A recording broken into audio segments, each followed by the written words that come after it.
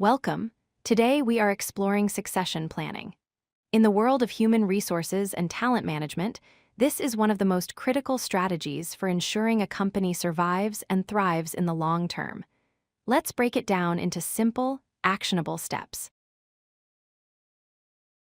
So, what exactly is succession planning? Simply put, it is the process of identifying and developing new leaders who can replace old leaders when they leave, retire, or move on. Think of it as a safety net. It ensures that if a key manager disappears tomorrow, the business does not fall apart. Why do we need this? First, it is about risk management. You do not want a vacuum in leadership. Second, it ensures business continuity. Strategies keep moving forward. And third, it is about future growth.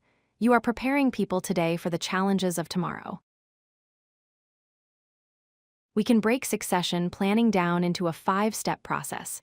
First, we identify the critical roles. Second, we find potential successors. Third, we assess the gaps in their skills. Fourth, we develop their talent. And fifth, we monitor and review the plan. Step 1 is identifying critical roles. You do not need a succession plan for every single employee. Focus on the roles that would cause a disaster if they were left empty. These are positions with high revenue impact, niche technical skills, or key leadership responsibilities. Step 2 is looking for successors. Who in your current team has the potential to step up? Look for high performers who show an interest in leadership, align with your company culture, and can adapt to change. Remember, your best salesperson is not always your best future manager.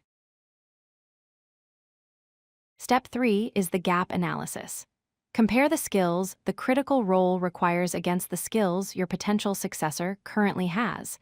The difference between the two is the gap. This gap tells you exactly what you need to teach them. Step 4 is development. How do we close that gap? You can use job rotation, moving them to different departments to learn the business. You can use mentoring, pairing them with the current leader.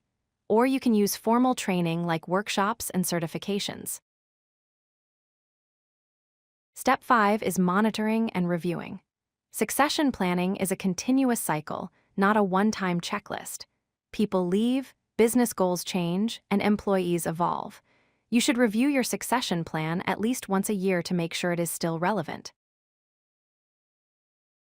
Watch out for these common mistakes. Avoid the like-me bias, where you pick someone just because they are like you. Don't keep the plan a secret. Tell your high potentials they have a future. And don't wait until someone resigns to start planning. Start now.